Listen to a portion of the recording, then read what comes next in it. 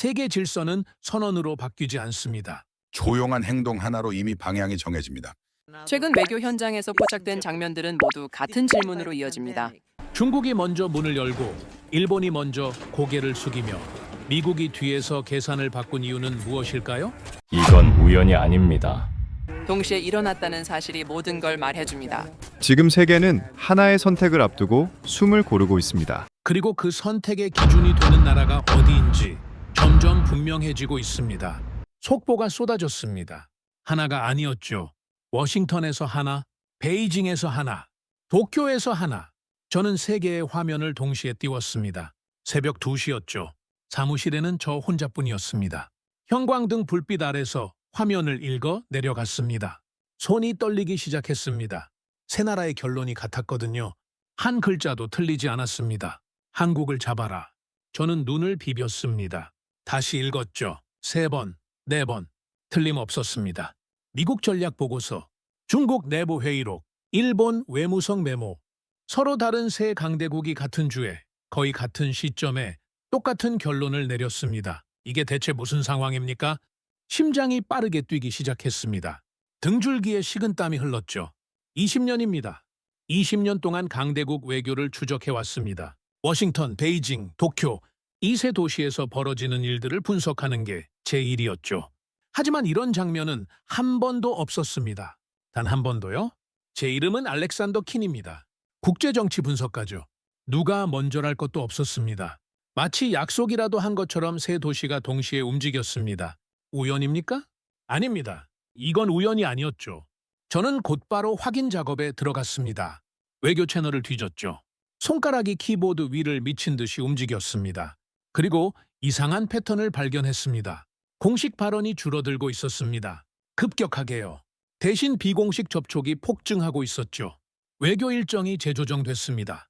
정보기관 보고서들이 다시 쓰이기 시작했습니다. 뭔가 거대한 게 움직이고 있었습니다. 수면 아래에서요. 저는 전화기를 들었습니다. 워싱턴 라인. 신호가 갔죠. 받지 않았습니다. 바이징 레인. 역시 묵묵부답이었습니다. 도쿄 레인. 3번 만에 받았죠. 그리고 한마디만 하더군요. 지금은 말할 수 없습니다. 끊겼습니다. 저는 수화기를 내려놓았습니다. 손이 떨리고 있었죠. 세상이 조용해지고 있었습니다. 너무 조용했습니다. 폭풍 전의 고요함, 그 불길한 침묵이었죠. 강대국들이 멈춰선 겁니다. 전부요. 미국이 기다립니다. 중국이 기다립니다. 일본이 기다립니다. 도대체 뭘 기다린다는 겁니까? 저는 데이터를 다시 들여다봤습니다. 모든 화살표가 한 곳을 가리키고 있었죠. 답은 하나였습니다. 한국. 모든 나라가 한국의 반응만을 보고 있었습니다. 한국이 어떻게 나오는지, 어느 쪽 손을 잡는지, 뭐라고 말하는지. 말이 됩니까? 보통은 강대국이 먼저 움직입니다. 작은 나라들은 그 움직임에 맞춰 대응하죠.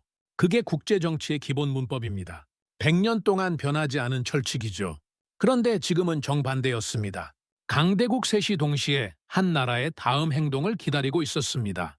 숨죽이고요. 눈치 보면서요. 저는 담배를 한 대 물었습니다. 손이 계속 떨렸죠. 연기가 천장으로 올라갔습니다. 화면 속 3개의 문장이 눈에서 떠나지 않았습니다. 한국을 잡아라. 한국의 위치가 바뀌고 있었습니다. 선택받는 나라에서 선택하는 나라로요. 저는 그제야 깨달았습니다. 이건 단순한 외교 이벤트가 아니었죠. 판 자체가 뒤집어지고 있었습니다. 그리고 세계는 숨을 죽인 채 오직 한국만 바라보고 있었습니다. 중국이 먼저 움직였습니다. 그것도 제가 예상하지 못한 방식으로요. 저는 한중 회담 현장을 모니터링하고 있었습니다. 20년 동안 중국 외교를 지켜봐왔지만 이런 장면은 처음이었죠. 중국이 형식은 낮추고 의전은 높였습니다. 요구는 줄이고 존중을 강조했죠. 마치 다른 나라를 보는 것 같았습니다. 이게 그 중국입니까? 제가 아는 중국이 맞습니까? 회담장에서 나온 결과물을 분석하면서 저는 의자에서 몸을 앞으로 숙였습니다. 한국이 얻어낸 건 단순한 문서 몇 줄이 아니었습니다. 중국이 한국을 대하는 방식 자체가 완전히 달라진 겁니다. 과거에는 상상도 할 수 없던 일이었죠. 더 놀라운 건 중국 내부의 반응이었습니다. 관영 매체들이 연일 한국을 비중 있게 다루기 시작했고 중산층 여론에서는 제가 믿기 어려운 말들이 쏟아져 나왔습니다. 한국은 우리와 같은 선에 서 있다. 저는 그 문장을 보고 커피 잔을 내려놓았습니다. 이건 중국 사회에서 쉽게 나올 수 있는 말이 아니거든요. 중국인들의 자존심을 아는 사람이라면 이 한마디가 얼마나 파격적인지 이해할 겁니다. 그들이 다른 나라를 자신들과 같은 눈높이에 놓는 경우는 거의 없습니다. 그런데 지금 중국 사회 전체가 한국을 그렇게 바라보기 시작한 겁니다. 저는 급히 다른 채널들을 확인했습니다. 도쿄와 워싱턴에서 어떤 반응이 나오는지 봐야 했죠. 예상대로였습니다. 일본과 미국이 이 상황을 숨죽여 지켜보고 있었습니다. 그들의 정보 라인에서 긴장감이 느껴졌죠. 일본 쪽 소스가 보내온 메시지는 짧았지만 의미심장했습니다. 예상보다 빠르다. 대응이 필요하다. 미국 쪽은 더 조용했습니다. 하지만 그 침묵이 오히려 불안하게 느껴졌죠. 미국이 조용할 때는 보통 무언가를 계산하고 있을 때거든요. 판이 움직이기 시작했습니다. 중국이 첫 수를 둔 겁니다. 그것도 아주 강력한 수를요. 한국을 향해 문을 활짝 열어젖힌 거죠. 이제 일본과 미국이 어떻게 나올지가 관건이었습니다. 가만히 있을 리가 없었죠. 저는 모니터 앞에서 눈을 떼지 못했습니다. 곧 무언가가 터질 것 같은 예감이 들었거든요. 그리고 그 예감은 틀리지 않았습니다. 일본의 반응은 중국과 정반대였습니다. 저는 도쿄에서 들어오는 정보를 확인하면서 이상한 낌새를 눈치챘죠. 속도가 너무 빨랐습니다. 그리고 지나치게 과잉이었죠. 일본 총리가 한국 대통령 숙소로 직접 찾아갔다는 보고가 들어왔을 때 저는 잠시 화면을 의심했습니다. 이례적인 정도가 아니었거든요. 일본 외교 역사에서 총리가 상대국 숙소를 먼저 찾아가는 경우는 손에 꼽을 정도입니다. 그것도 한국을요. 과거 일본이 한국을 어떻게 대해왔는지 아는 사람이라면 이게 얼마나 충격적인 장면인지 이해할 겁니다. 그런데 지금 그 일이 실제로 벌어지고 있었죠. 언론 동향은 더 기이했습니다. 일본 매체들이 일제히 톤을 낮추기 시작했거든요. 평소라면 당연히 꺼냈을 말들, 역사 문제나 독도 언급 같은 것들이 의도적으로 사라졌습니다. 마치 누군가 위에서 지시라도 내린 것처럼 깔끔하게요. 저는 20년 동안 일본 언론을 모니터링해왔지만 이렇게 일사불란하게 논조가 바뀌는 건 처음 봤습니다. 저는 이 패턴을 보면서 한 가지 결론에 도달했습니다. 이건 외교 기술이 아니었습니다. 계산된 전략도 아니었죠. 이건 공포 반응이었습니다. 순수한 두려움에서 나온 행동이었죠. 일본은 정확히 알고 있었던 겁니다. 한국이 이전과는 완전히 다른 위치에 들어섰다는 걸요. 단순히 어느 편을 들 것이냐의 문제가 아니었습니다. 그건 오히려 덜 무서운 거죠. 한국이 중국 편을 든다, 미국 편을 든다, 이런 건 예측 가능한 시나리오입니다. 대응책도 세울 수 있죠. 진짜 무서운 건 따로 있었습니다. 한국이 굳이 선택하지 않아도 판이 돌아가는 위치에 올라섰다는 사실이었죠. 한국이 가만히 있어도 중국이 먼저 달려오고 미국이 눈치를 보고 일본이 초조해하는 상황. 이건 완전히 새로운 게임이었습니다. 생각해 보십시오. 지금까지 일본은 한국을 어떻게 봐왔습니까? 미국과 일본 사이에서 눈치 봐야 하는 나라, 중국 견제를 위해 필요하긴 하지만 주도권은 일본이 쥐고 있는 관계, 역사 문제로 압박하면 결국 물러서는 상대.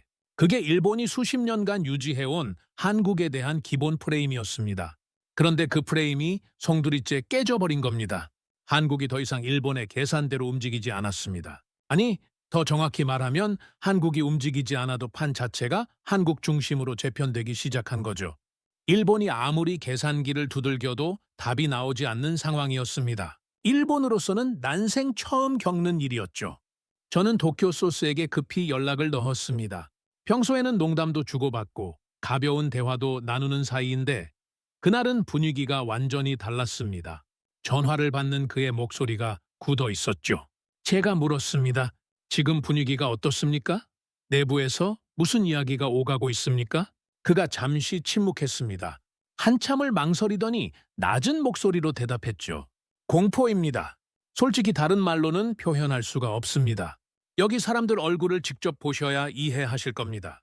저는 그 말을 듣고 잠시 아무 말도 하지 못했습니다. 공포라는 단어가 귓가에 맴돌았죠. 일본이, 그 자존심 강한 일본이 공포를 느끼고 있다는 겁니다. 한국 때문에요. 전화를 끊고 저는 창밖을 바라봤습니다. 중국은 문을 활짝 열었고 일본은 두려움에 떨며 숙소까지 찾아가고 있었습니다.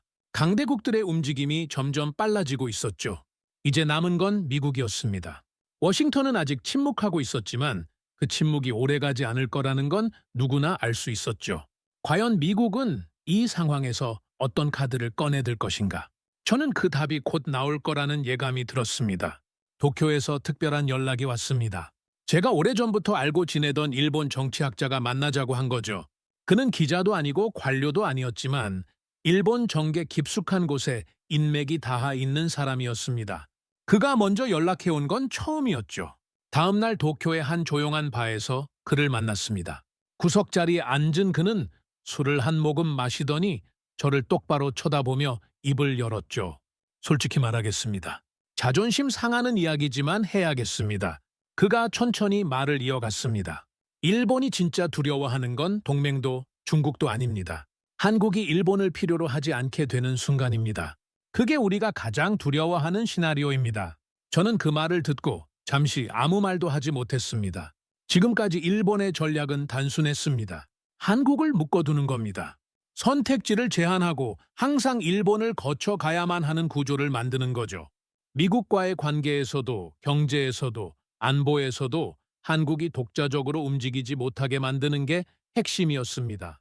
그가 술잔을 내려놓으며 쓴웃음을 지었습니다. 그런데 지금은 어떻습니까? 자존심 상하지만 인정해야죠. 한국이 반도체로 세계를 쥐락펴락하고 한국 문화가 전 세계를 휩쓸고 있습니다. 우리는 한국을 관리할 수 있다고 생각했는데 어느 순간 관리 대상 자체가 사라져 버렸습니다. 그의 목소리가 점점 낮아졌습니다. 역사 문제로 압박하면 한국이 물러설 거라고 생각했습니다. 경제로 조이면 협상 테이블에 나올 거라고 봤죠. 그런데 지금은 그 어떤 카드도 먹히지 않습니다. 자존심 상해서 이런 말 하기 싫지만 우리가 한국을 과소평가했습니다. 아니, 솔직히 말하면 무시했죠. 그가 마지막으로 한숨을 쉬며 말했습니다. 중국이 한국에 저렇게 나오는 걸 보면서 충격받았습니다. 한국이 중국 쪽으로 기울면 일본은 고립됩니다. 그건 악몽입니다. 자존심 따위 버리고서라도 막아야 하는 상황이 온 겁니다. 발을 나서면서 저는 생각에 잠겼습니다.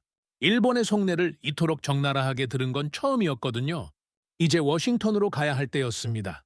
미국은 이 상황을 어떻게 보고 있는지 직접 확인해야 했죠. 워싱턴으로 돌아온 저는 곧바로 데이터 분석에 들어갔습니다. 세 도시에서 들어오는 정보를 동시에 모니터링했죠. 그리고 소름 끼치는 장면을 목격했습니다. 워싱턴, 베이징, 도쿄 세 도시가 서로를 보지 않고 있었습니다. 평소라면 미국은 중국을 견제하고 중국은 미국을 경계하며 일본은 그 사이에서 줄타기를 합니다. 그게 수십 년간 이어져 온 패턴이었죠. 그런데 지금은 달랐습니다. 세 나라 모두 같은 방향만 바라보고 있었습니다.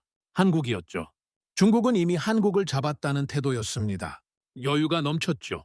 관영 매체에서 한국 관련 보도가 급증했고 논조도 우호적으로 바뀌었습니다. 마치 이미 승기를 잡은 사람처럼 행동하고 있었죠. 일본은 완전히 반대였습니다. 놓치면 끝이라는 얼굴이었죠. 언론이 일제히 자제 모드에 들어갔고 과거 같으면 터져나왔을 자극적인 기사들이 자취를 감췄습니다. 공포에 질린 사람이 숨을 죽이는 것과 똑같은 모습이었죠. 그렇다면 미국은 어땠을까요? 저는 워싱턴의 움직임을 추적했습니다. 미국은 말이 없었습니다. 하지만 그 침묵이 무관심이 아니라는 건 금방 알 수 있었죠. 주요 싱크탱크에서 한국 관련 보고서가 대거 수정되고 있었거든요. 기존 분석 틀을 완전히 뒤엎는 작업이 진행 중이었습니다. 같은 주의 세 나라에서 이상한 일이 동시에 벌어졌습니다. 중국의 한국 노출 급증, 일본 언론의 자제, 미국 싱크탱크 보고서 수정. 이게 우연일까요? 저는 고개를 저었습니다. 우연이 아니었죠. 이건 동시 계산이었습니다. 세 강대국이 각자의 방식으로 같은 결론에 도달한 겁니다. 한국을 잡아야 한다. 한국을 놓치면 안 된다. 한국이 판을 바꿀 수 있다. 표현은 달랐지만 본질은 같았죠. 저는 모니터 앞에서 한참을 멍하니 앉아 있었습니다. 20년 동안 강대국 외교를 분석해왔지만 이런 광경은 처음이었거든요. 강대국들이 서로를 견제하는 게 아니라 한 나라를 향해 동시에 달려가는 모습. 그 중심에 한국이 있었습니다. 판이 완전히 뒤집어지고 있었습니다. 그리고 그 속도는 점점 빨라지고 있었죠. 이상한 일이 벌어지기 시작했습니다. 강대국들이 동시에 요구를 멈춘 겁니다. 저는 외교 채널을 모니터링하면서 이 변화를 감지했죠. 중국은 더 이상 밀어붙이지 않았습니다. 평소 같으면 한 발 들어갔으면 두 발, 세 발 더 밀고 들어오는 게 중국식 협상이었거든요. 그런데 멈췄습니다. 여유 있게 기다리는 모양새였죠. 일본은 더 놀라웠습니다. 먼저 묻기 시작한 겁니다. 한국의 의중이 뭔지, 어떤 방향으로 갈 건지, 필요한 게 있는지, 과거에는 상상도 할 수 없던 모습이었죠. 일본이 한국에 먼저 물어본다는 게 말이 됩니까? 그런데 지금 그 일이 실제로 벌어지고 있었습니다. 미국은 조용히 뒤에서 접촉을 늘리고 있었습니다. 공식 석상에서는 아무 말도 하지 않으면서 비공식 라인으로는 한국과의 소통 채널을 대폭 확대하고 있었죠. 워싱턴의 한 소스가 귀띔해줬습니다. 지금 백악관에서 한국 관련 브리핑이 매일 올라가고 있습니다. 저는 이 패턴을 보면서 한 가지 사실을 깨달았습니다. 어디에도 공식 기록은 없었지만 모든 외교 라인이 같은 메시지를 보내고 있었죠. 한국을 빼고는 아무것도 결정되지 않는다. 누가 먼저 말한 것도 아니었습니다. 문서에 적힌 것도 아니었죠. 하지만 세 나라의 행동이 전부 그 방향을 가리키고 있었습니다. 중국이 기다리고 일본이 물으며 미국이 접촉을 늘리는 이유. 그건 한국의 결정 없이는 다음 수를 둘 수 없기 때문이었습니다. 강대국들이 동시에 요구를 멈추는 상황. 이게 무슨 의미인지 아십니까? 이건 협상이 아닙니다. 이건 대기입니다. 한국이 어떤 신호를 보내는지, 어떤 방향으로 움직이는지를 지켜보겠다는 뜻이죠. 저는 20년 동안 국제정치를 분석하면서 수많은 협상과 대립을 봐왔습니다. 하지만 강대국 셋이 동시에 한 나라를 기다리는 장면은 단 한 번도 본 적이 없었죠. 이건 이미 결론이 난 겁니다. 한국이 중심이라는 결론 말이죠. 세계의 시선이 한 곳에 모여 있었습니다. 모두가 숨을 죽이고 한국의 다음 행보만을 기다리고 있었죠. 결정의 순간이 다가오고 있었습니다. 세상이 이상할 정도로 조용해졌습니다. 너무 조용했죠. 저는 모니터 앞에 앉아 세 도시의 움직임을 추적하고 있었습니다. 워싱턴, 베이징, 도쿄. 며칠 전까지만 해도 분주하게 돌아가던 외교 채널들이 일제히 멈춰버린 겁니다. 공식 발표도 없고 비공식 접촉도 뜸해졌죠. 마치 세상 전체가 숨을 참고 있는 것 같았습니다. 이건 혼란이 아니었습니다. 결정 직전의 정적이었죠. 저는 그 침묵의 의미를 알고 있었습니다. 강대국들이 더 이상 움직이지 않는다는 건 이제 공이 완전히 한국 쪽으로 넘어갔다는 뜻이거든요. 모든 카드가 테이블 위에 올라왔고 남은 건 한국의 선택뿐이었습니다. 며칠이 그렇게 흘러갔습니다. 저는 거의 잠을 자지 못했죠. 언제 무슨 일이 터질지 몰랐으니까요. 새벽에도 모니터를 켜놓고 뉴스피드를 확인했습니다. 아무 일도 일어나지 않았죠. 그 고요함이 오히려 저를 더 긴장하게 만들었습니다. 그러다 그날이 왔습니다. 한국이 움직였죠. 하지만 그 선택은 제가 예상한 방식으로 오지 않았습니다. 거창한 선언도, 공식 발표도 없었습니다. 단 하나의 행동이었죠. 단 하나의 방향이었습니다. 저는 그 뉴스를 보는 순간 의자에서 몸을 앞으로 숙였습니다. 심장이 빠르게 뛰기 시작했죠. 이게 답이구나. 한국이 선택한 거구나. 말로 하지 않아도 모든 게 담겨 있었습니다. 세계도 같은 걸 봤습니다.